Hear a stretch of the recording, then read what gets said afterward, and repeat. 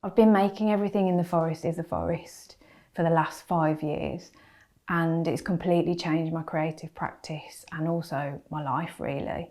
It's involved visiting a circle of 12 oak trees at the Birmingham Institute of Forest Research regularly and nurturing a relationship with this small space in nature to learn from it and learn with it. And getting to know these 12 trees and their behaviours and learning from them has been the foundation for everything that's followed from there.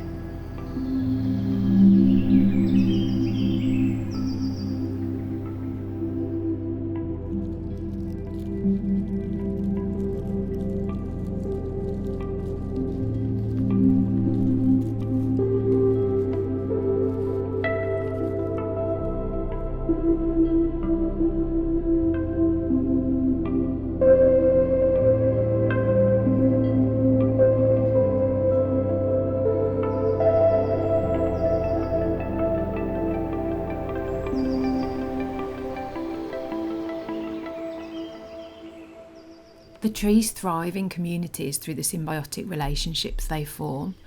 In this moment, I've been wondering what our society can learn from the forest's unity. It feels really peaceful when you're around these beings that are just completely themselves. And the Birmingham Institute of Forest Research is a fenced off private space. And as a female artist, I feel really safe there. So this creates this environment where I'm just able to be totally creative. I've acknowledged and visualised the tree's behaviour that I found inspiring through multiple creative techniques, many of which were entirely new to me. Engaging in a more hands-on approach with the environment meant my observation shifted towards a direct physical experience, which needed conscious respect for the space. The trees taught me to pay attention, to work harder to care, and to be more open to multiple ways of thinking and adapting. Collaborating with people who are scientists, materials specialists, workshop participants, curators, writers, designers, artists and ecologists has allowed me to appreciate the value of knowledge exchange and diversity for our practices and our well-being. What you see here is genuinely a product of community effort. The intention is for the community to just keep growing in the ways that we present and share the work. The oak tree lives in a circular motion, and I wondered if it was possible to create a biodegradable photo book with this ethos, so a community affirming object that could be enjoyed and shared and then safely returned to the earth. I've collaborated with artists Danielle Phelps, Caroline Morton and Alice Fox, and book designer Emily McCauley of Stanley James Press to create a biodegradable photo book using handmade paper with mushrooms and screen printing ink developed with oak galls. The book will be available to borrow and share during the exhibition through a national distribution system.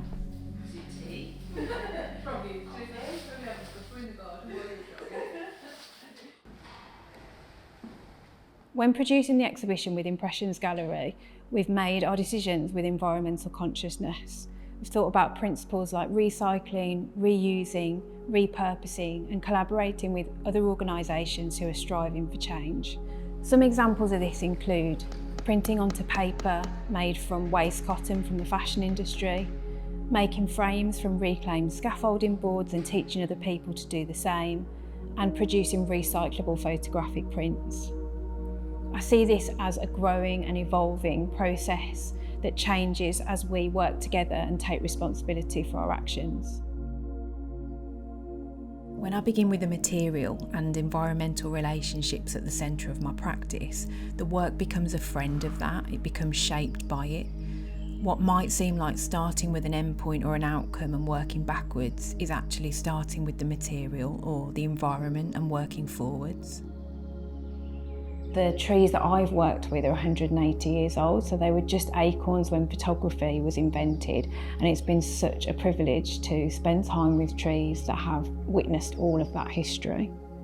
Their longevity and their long lives means that they instinctively and actively look after their futures, and the fact that they might be here in another 180 years, it's really comforting. They are Earth's guardians and we really need to protect that.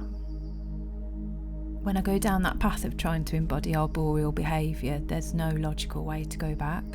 And I've got endless gratitude to those 12 trees for teaching me that. I thank them every time I'm with them.